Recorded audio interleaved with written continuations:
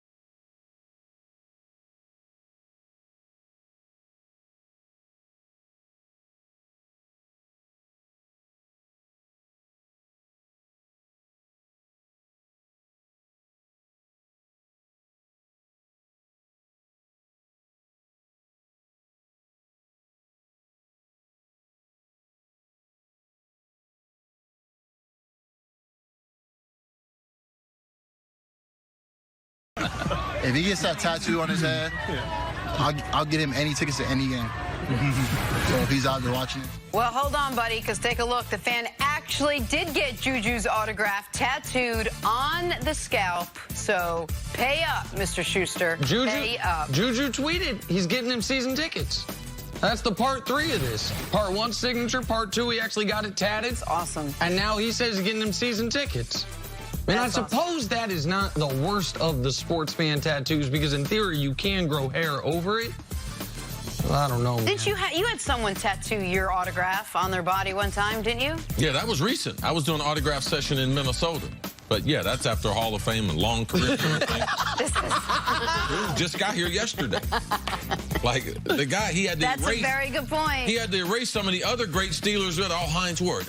No autograph there. What about let's erase it. Mike Wallace? No Mike Wallace. Man, that's a tough deal right there. Without a long-term. What do you tell your grandkids though? This is the always thing. I think a lot of these people with team tattoos and these types of tats don't have grandkids? I don't know if they anticipate. They're not taking fertility drugs like Golden Tate? I just think I don't know. I don't think they're planning that far ahead, man. I interviewed the dude that got the Patrick Mahomes thing tattooed on his lower back. How far ahead was he? Man, tomorrow. Just hoping to make it.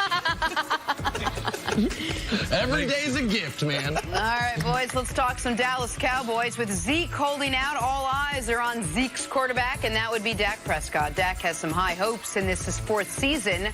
He talked about improving after last season's playoff run. Each and every year you have confidence. You say this is the year. You say we've got a great team, but you look around this team we have, this roster that we have, the talent, the leaders that we have. It's to win, and it's to win everything. And we've got the people to do it, so it's got to just come in and stay focused and make sure that we're holding each other to those expectations. The intangibles that he has as a leader, as a guy, I mean, it's unlike anything.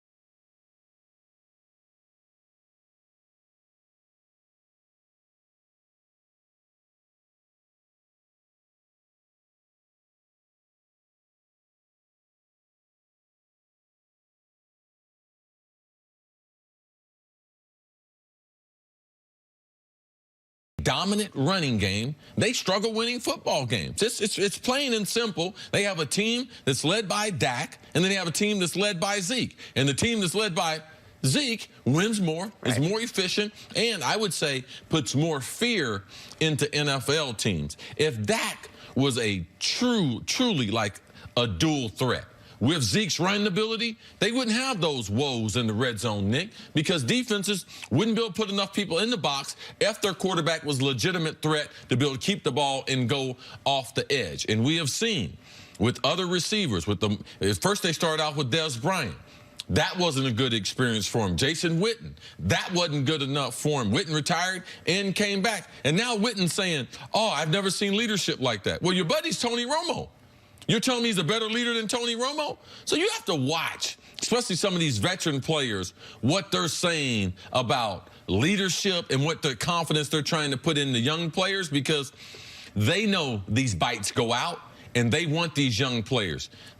He wants to say, oh, yeah, he's a better leader than Tony Romo, even though he really don't believe that. Because I don't believe Dak is a better leader than Tony Romo. Tony Romo had the Cowboys ready to peak.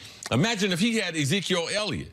Right. If he doesn't get hurt that last year, that opened the door for Dak. Yeah, so you have to watch what some of the veteran players are saying. Dak is still growing. I don't believe Dak will ever be an elite passer. Now, if I would have said that about Tom Brady early in his career, I would have been wrong. But the other quarterbacks, if you see them maturing, their growth process is the opposite of Dak's. They come in with a little bit of responsibility, and the more you give them, the more they thrive.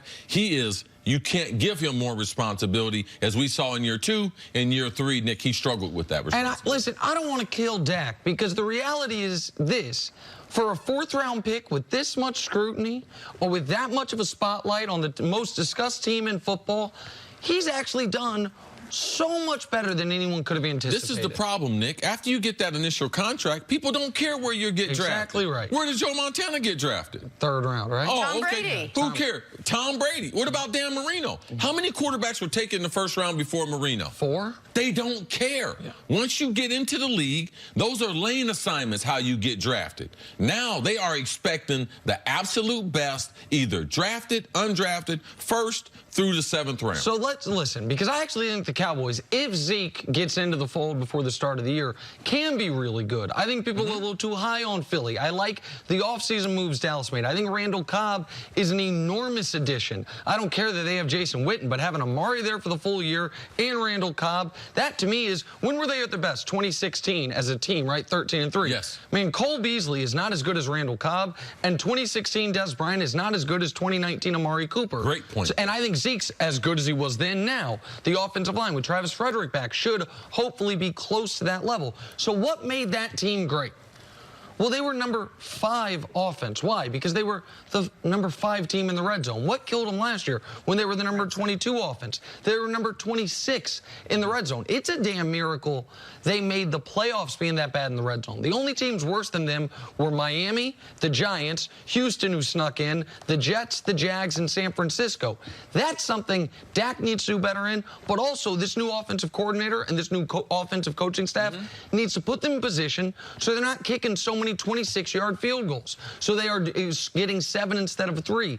That in and of itself makes them better. And then Dak needs to take care of the football more and know when to throw it away. He was sacked as much, Jenna, last year as his first 2 years combined. That's unacceptable. Even if the offensive line was not up to its standards, they weren't the 2nd worst offensive line in football, and he was the 2nd most sacked quarterback. And a lot of that for your 3rd year is about recognition. You should recognize, when is my pass protection weak? When are they going to send someone who's going to be free? And Nick makes a great point. At this stage, he should be able to get rid of the football and still has a positive play compared to taking those sacks, all that lost yardage, putting the team back, and hurts your special teams and affects the overall productivity of that offense. And then quickly, earlier you talked about how important it is. Forget the confidence, forget all that, the team leadership. It's his fundamentals, because if that's not going to work, nothing else works. We saw John Kitna coming into camp say, the one thing I want to work with Dak Prescott on is his footwork. We're going to try to shore that up, maybe help him create a little more time, buy some more time for himself, more confidence in the pocket. Right. It's the same theme going around the league. We heard Cam Newton talking about that with Norv Turner, Scott Turner.